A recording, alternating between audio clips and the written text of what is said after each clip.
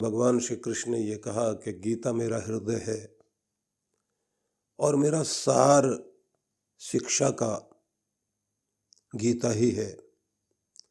गीता वह स्थान है जहां मैं रहता हूं, गीता ही मेरा संदेश है। इसका अर्थ हुआ कि प्रत्येक उस व्यक्ति को जिस धरती पर जिसने जन्म लिया, राम और कृष्ण की संस्कृति को जो मानता है, उसके हाथ में गीता जरूर होनी चाहिए, उसके घर में गीता जरूर होनी चाहिए। और केवल हाथ में और घर में ही ना हो, जीवन में गीता होनी चाहिए। इसलिए जीवन गीता, उसके संदेश इन दिनों हम लोग चिंतन कर रहे हैं। गीता में जो आप लोग देखते हैं, पहला अध्याय विषाद योग वाला अध्याय है। विषाद वह स्थिति है कि जब व्यक्ति अपने जीवन के किसी ऐसे मोड़ पर पहुंच जाए भावुकता में कि वो न जीवन का कोई मूल्य समझे, न कर्तव्य को महत्व दे, निराश होकर बैठ जाए। और ऐसी स्थिति में बुद्धि भी काम नहीं करती और बातें भी व्यक्ति इस तरह की करता है कि लगता है कि वो जो बोल रहा है वो सही बोल रहा है। और यहीं से एक जागृति का संदेश भगवान श्री कृष्ण ने दिया, जिसमें उन्होंने ये कहा, क्षुद्रम हृदय दौर्बल्यम त्यक्त्योत्तिष्ठ परंतप। अर्जुन, अपने हृदय के इस क्षुद्र दौर्बल्य को, दुर्बलता को त्याग कर तुम्हें उठ खड़ा होना चाहिए। अपने आप को गिरने मत दो, क्योंकि ये भावुकता है। और आप लोग जानते हैं कि कभी कभी भावुकता में आकर हम लोग बहुत गलत निर्णय लेते हैं। परिवारों में ऐसी स्थिति आ जाती है, किसी की बात दिल को लग गई और व्यक्ति कहता अब इस घर में मैं नहीं रहूंगा। बहकाने वाले मिल जाएंगे, भड़काने वाले मिल जाएंगे, बुद्धि खराब करने वाले लोग मिल जाएंगे, जिसका परिणाम होता है कि व्यक्ति उस समय यही सोचता है कि लगता है कि मेरा इस घर से अन्न जल खत्म हो गया, और जहां हमारी कद्र नहीं वहां रह के हम क्या करेंगे। जिनके लिए इतना सब कुछ हमने किया वही नहीं हमको समझते। ऐसी जगह बसने से कोई फायदा नहीं। इस तरह की जो भावुकताएं होती हैं तो बहुत लोगों की जिंदगी खराब कर देते हैं। इसी का परिणाम होता है कि कोई व्यक्ति घर छोड़ के भाग जाता है, कोई आत्महत्या कर लेता है, कोई अपने रिश्ते तोड़ बैठता है, कोई व्यक्ति अपने बच्चों से दूर हो जाता है। ये भावुकता साधारण नहीं है, ये भावुकता बहुत बड़ा काम करती है। और आपने कभी ऐसे युवकों के बारे में सुना होगा, बड़े होनहार थे, बस मन में ये बात आ गई कि मैं ये कर सकता था, मेरे इतने अंक आते तो मैं दुनिया में कुछ कर पाता, अब मेरा क्या होगा, मेरा कोई भविष्य नहीं, और लोग क्या कहेंगे।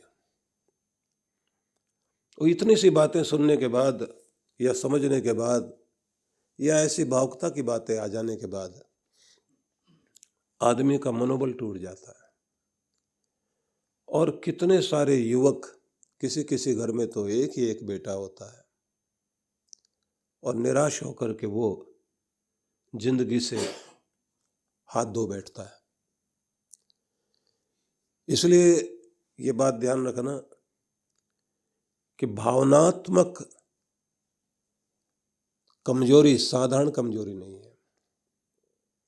एक टेंशन होती है जिसको आप कहेंगे मेंटल स्ट्रेस,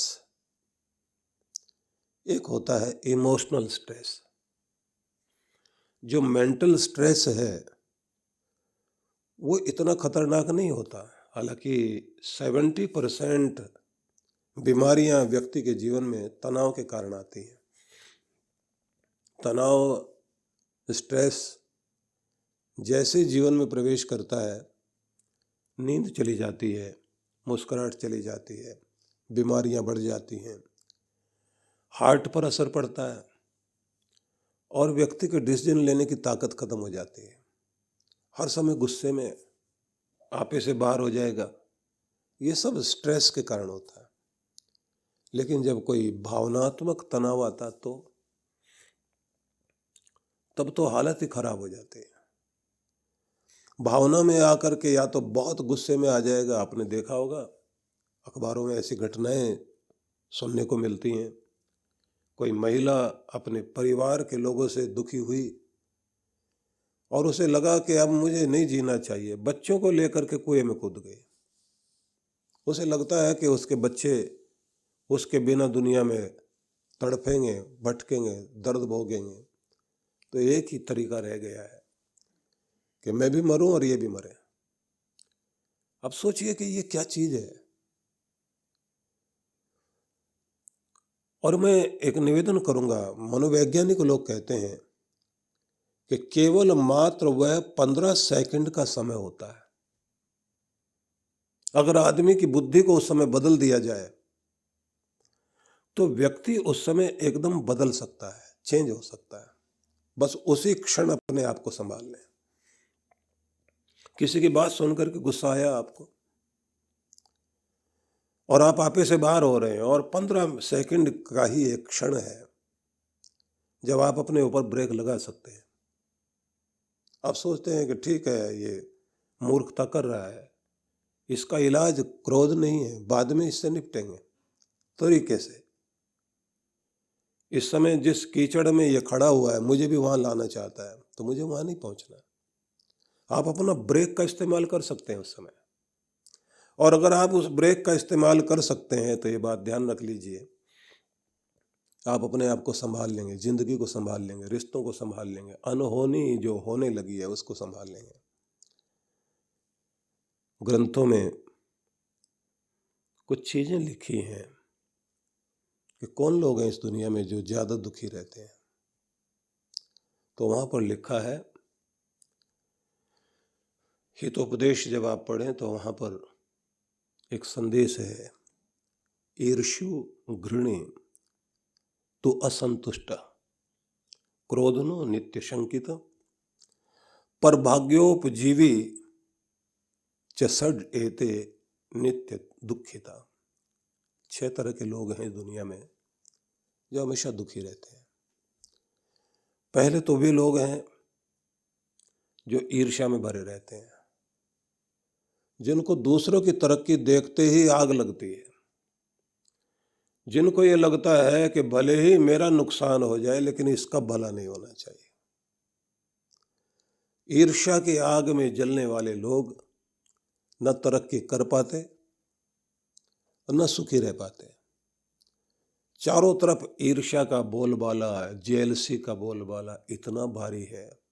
पार्टियों में आप देखिए चर्चाएं हो रही होती हैं एक दूसरे की, महिलाएं बैठी हैं, एक दूसरी महिला के वस्त्रों को, उसके फैशन को, उसके डिजाइन को, उसके स्टाइल को, सबकी चर्चा कर करके बुरा भला, निंदा चुगली। कितने कितने लोग हैं जिनसे कुछ नहीं बनता, सिर्फ आलोचना करते हैं। ईर्ष्या जो है आलोचना को जन्म देती है और ऐसे लोग जो है निंदा करके अपने मन को शांति देने की कोशिश करते हैं। आप किसी ऑफिस से लेकर के घर तक चारों तरफ देख लीजिए, ईर्ष्या का बोलबाला। परिणाम, वे लोग कभी भी आगे नहीं बढ़ पाते। ईर्ष्या करने वाले लोग वहीं रुके रह जाएंगे। रविंद्रनाथ टैगोर को जिस समय नोबेल प्राइज मिला तो उनसे किसी ने ये पूछा कि आपकी जिंदगी में आपको रोकने वाले, आपके साथ बुरा करने वाले लोग, ईर्ष्या करने वाले लोग, वो नहीं मिले कभी? उन्होंने कहा, मिले तो बहुत। लेकिन मैंने उनकी निंदा, चुगली, आलोचना पर कभी ध्यान नहीं दिया। उन्होंने बहुत तरह के प्रयोग किए और मैं आगे चलता चला गया। और आज पीछे मुड़ के देखता हूं तो मुझे दिखाई देता है कि वो लोग आज भी वहीं खड़े हुए हैं, उसी कीचड़ वाली जगह पर। वो कहीं कुछ नहीं बन पाए। एक नियम माना जाता है कि अगर आपका बिजनेस नहीं चल रहा और आपके पड़ोस वाले का बिजनेस चल रहा हो, अच्छा काम कर रहा हो, तो उसे देख करके जलने का काम कभी मत करना, बल्कि ये सोचना कि लक्ष्मी की कृपा यहां तक आ गई, अब अगला नंबर मेरा ही है। यहां तक कृपा हुई है, भगवान ने इसको दिया है तो मुझे भी देगा। देख करके खुश होइए। गुणों को देख करके, अच्छाइयों को देखकर, समृद्धि को देख करके जो लोग खुश होते हैं उनकी तरफ समृद्धि आती है। इसलिए ये बात ध्यान रख लीजिए कि हम लोगों ने अपनी जिंदगी में विषाद खुद भर रखा है। ईर्ष्या उसका एक बहुत बड़ा कारण है। महाभारत की लड़ाई में अगर आप देखें, ईर्ष्या ही एक बहुत बड़ा कारण बना। ईर्ष्यालु लोगों का बैर बढ़ते बढ़ते कहाँ तक लेकर आ गया। खेलते खेलते कौरव और पांडव लोग, जब कौरव लोग छोटे छोटे बच्चे पेड़ पे चढ़ जाते थे तो भीम जा करके पेड़ को हिला देता था, क्योंकि कई बार एक दूसरे को पकड़ करके पकड़ने के लिए खेलते थे। बच्चों का खेल चलता है, मैं दौड़ूंगा तुम पकड़ना, मैं छिपूंगा तुम मुझे ढूंढना। तो बच्चे जाकर के जब पेड़ पर बैठ जाएं, और भीम मोटा शरीर का, उससे कहते थे कि तू ऊपर चढ़। अब वो जितनी देर में ऊपर चढ़ेगा उतनी देर में वो नीचे कूद के आ जाएंगे। अब भीम ये सब नहीं करता था। वो पेड़ को पकड़ के इतने जोर से हिलाता था कि वो नीचे गिरते थे। उसके बाद कहता था कि जो एक एक गिरता जाएगा सबको एक साथ पकड़ता हूँ, और सबको पकड़ के वो पेड़ के साथ बांध के खड़ा होता था। कहता था अब दौड़ के दिखाओ। अब बच्चों के खेल हैं, लेकिन दुर्योधन को ये अपमान लगता था। ईर्ष्या बढ़ी, एक दूसरे को घटाने में बढ़ गए, षड्यंत्र शुरू हो गए। और आप जरा सोच के देखिए कि कहाँ बात पहुंची कि भीम को खीर में जहर मिला करके बच्चों ने गंगा में उठा के फेंक दिया। और जब गंगा में फेंक दिया तो उसके बाद बड़ों को पता लगा, उसको निकाला, उसका ट्रीटमेंट किया। उसके बाद समझ में आया कि ये इकट्ठे नहीं रह सकते, और अगर इकट्ठे रहेंगे भी तो इनके लिए कोई प्रशिक्षण देने वाला सही आदमी होना चाहिए। पर वो ईर्ष्या चलती चली गई। उस ईर्ष्या का, उस बैर का परिणाम आप देख लीजिए। एक कुल खानदान के साथ साथ न जाने कितने कुल खानदान उजड़े। इसलिए मैं ये निवेदन करना चाहता हूँ, ये सब भावुकता और ये भावनाएं जब ये नेगेटिव इमोशन बन करके काम करने लगती है, व्यक्ति की जिंदगी में विषाद पैदा होता है। और विषाद विष है। विषाद वो विष है जो व्यक्ति की खुशियों को जलाता है, उसके व्यक्तित्व को मारता है। इसलिए ये यात्रा शुरुआत जहाँ से होती है, इस यात्रा की, वो विषाद योग से होती है, जहाँ श्री कृष्ण उस विष को निकालते हैं, जिस विष के कारण एक योद्धा, जहाँ भारत के भाग्य का निर्णय होने जा रहा है और जिसके ऊपर सब कुछ टिका हुआ है, और वही भावुकता का शिकार होकर के रथ के पीछे जाकर बैठ गया और बोला कि मैं नहीं लड़ूंगा। न योद्ध से बोल दिया उसने, मैं लड़ाई नहीं लड़ूंगा। जिसके लिए जरा सोचिए, 12 साल तक वन में रहे, 1 वर्ष तक अज्ञातवास में रहे, और उनकी मजाक उड़ाने के लिए, उनका तमाशा देखने के लिए दुर्योधन अपने साथियों को लेकर जंगल में मद्यपान करते हुए एक झरने के पास जाकर वहाँ कैंप लगा के बैठा हुआ, और वो कहता है कि चलो देखते हैं द्रौपदी किस तरह से चूल्हा जला रही होगी, ये लोग किस तरह से सब्जियां ढूंढ रहे होंगे, लकड़ियां बीन रहे होंगे। जरा सोचिए, जिनका राज्य छीन लिया गया, जंगल में चालाकी से बैठा दिया गया, दाने दाने को मोहताज कर दिया गया, इतना सब कुछ करने के बाद उसकी मजाक उड़ाने के लिए भी पहुंच गए। कितना अपमान सहा उन लोगों ने। और ऐन मौके पर जब लड़ाई का अवसर आया, व्यक्ति भावुकता का शिकार हो गया। परिवारों में फैसले होते हैं, दो परिवारों के दो लोग, जमीनें जायदाद बंटवारा होता है। एक भावुक व्यक्ति होता है, उसको गुस्सा दिला दिया जाता है, बड़ा धर्मात्मा बनता है, बेईमानी तुम्हें सूझती है, बार बार निर्णय करने को तैयार नहीं, ये करने को तैयार नहीं, और ऐसे करके उसको जोश दिला देते हैं। और वो बोलता है, ये रखा तुम्हारा, मैं सब छोड़ देता हूँ, साइन करके दे देता हूँ, ये सब तुम्हारा, मैं एक पैसा नहीं लूंगा यहाँ से। फिर उसको हंसते हैं और कहते हैं, ये मजाक बहुत हो लिया, तुम तो एक पैसा छोड़ने वाले आदमी नहीं हो, हिम्मत है तो साइन करके दिखाओ। अब वो आ गया भावुकता में, वो साइन करके दे देगा, ये ले। उसके बाद वो चला गया वहां से, आज के बाद मैं नहीं आऊंगा। उन्होंने वो रख लिए साइन करके, दौड़ते रहो इधर उधर। कितनी बार आपकी भावुकता का फायदा उठाया जाता है। घरों के अंदर ये होता है तमाशा, जोश दिला दिया जाएगा, गुस्सा दिला दिया जाएगा, इमोशनल कर दिया जाएगा। और जब आप भावुक हो जाते हैं तो उस समय आप निर्णय नहीं ले पाते। इसलिए निर्णायक स्थिति लाने के लिए कहा जाता है कि प्रत्येक व्यक्ति की जिंदगी में कहीं ना कहीं एक गुरु की आवश्यकता पड़ती है, कृष्ण की आवश्यकता पड़ती है, जो बुद्धि को सुबुद्धि बना सके, जो हमें समझा सके कि तुम्हें यहाँ गलती नहीं करनी है, जो जीवन के लक्ष्य से दूर जाते हुए को संभाल सके। इसलिए मैं फिर आपसे कहना चाहता हूँ कि इस दुनिया में वे लोग सबसे ज़्यादा दुखी और परेशान रहते हैं जो एक तो ईर्ष्या ग्रस्त रहते हैं, दूसरे वे घृणी, जो दूसरों से घृणा करते हैं, छोटे बड़े का भेद करते करते नफरत करें, ईर्ष्या करें। पूरे समाज में आप देख लीजिए, और अब तो राजनीति का खेल ही यही हो गया।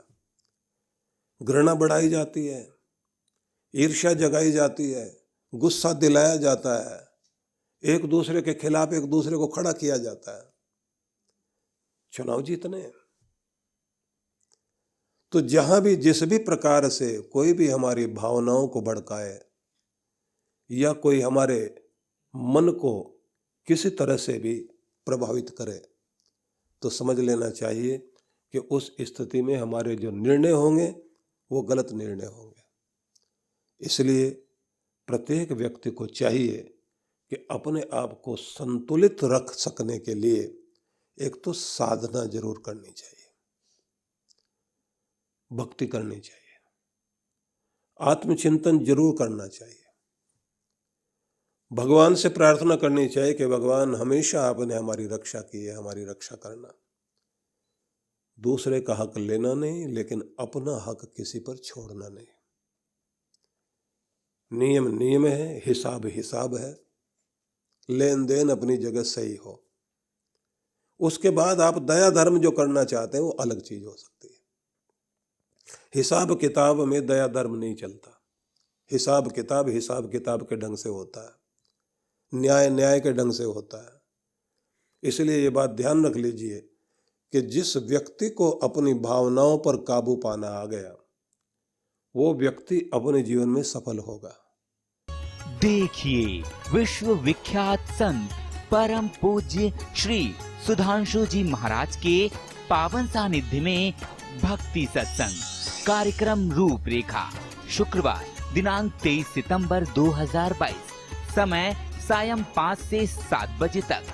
भक्ति सत्संग कथा स्थल Takshashila auditorium, Maheshwari public school, sector 4, bus stand के पास, जवाहर नगर, जयपुर। आयोजक विश्व जागृति मिशन, जयपुर मंडल। संपर्क सूत्र।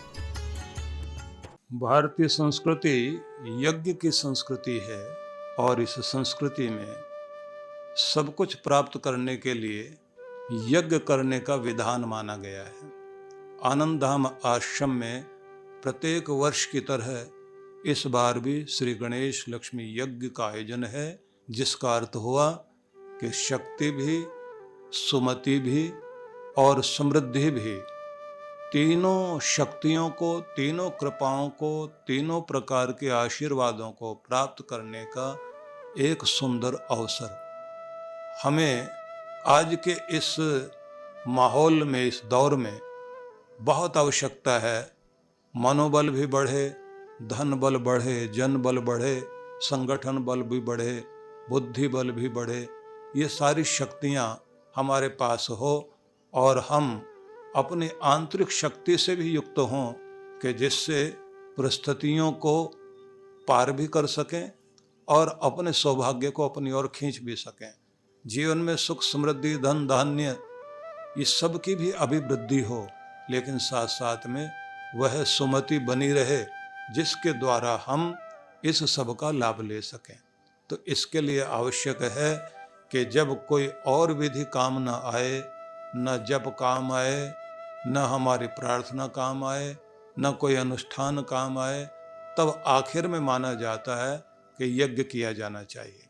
तो यज्ञ करने के लिए फिर ऐसा अवसर जहाँ यज्ञों की हर दिन आहुति, यज्ञों के द्वारा आहुति हर दिन दी जाती है, ऐसा स्थान, ऐसी तपोभूमि, ऐसी यज्ञ भूमि, आनंद धाम की भूमि, जहाँ पर हमारे वटुक ब्रह्मचारी हर दिन यज्ञ करते हैं, जहाँ पर हर दिन पाठ होता है, हर दिन भगवान का अभिषेक होता है, हर दिन ही यहाँ साधना होती है। ऐसी गुरु भूमि में प्रत्येक वर्ष यज्ञ होता है और उस यज्ञ में भी जब गणपति भगवान का भी यज्ञ हो रहा है, लक्ष्मी माता का भी यज्ञ हो रहा है, तो ऐसे में हमें एक अवसर और मिलेगा कि हम अपने श्री यंत्र की प्राण प्रतिष्ठा भी करा सकेंगे और जो हमारे पहले से ही हमारे पास श्री यंत्र हैं उनको और जागृत करते हुए संकल्पित यजमान भी बनकर अपनी आहुति दे सकते हैं। एक सुंदर महान अवसर है जिसका लाभ हमें लेना ही चाहिए और ये भी हम मानकर चलें कि इस यज्ञ के द्वारा ही, अग्नि पूजा के द्वारा ही हम अपने समस्त देवताओं को प्रसन्न कर सकते हैं, क्योंकि कहा गया है स्वर्ग कामो यजेत, स्वर्ग के कामना वाले व्यक्ति को यजन करना चाहिए। और यज्ञो वै विष्णु, भगवान का रूप ही यज्ञ है। आहुति दी गई, भगवान को प्राप्त हुई, भगवान प्रसन्न हुए और आपने प्रार्थना की, उन्होंने तथास्तु कहा तो आपका काम बन गया। तो सभी के लिए बहुत बहुत मंगल कामनाएं। आमंत्रण स्वीकार कीजिए और आप पधारिए। निश्चित रूप से आप इसका लाभ ले सकेंगे। मंगल कामना करता हूँ।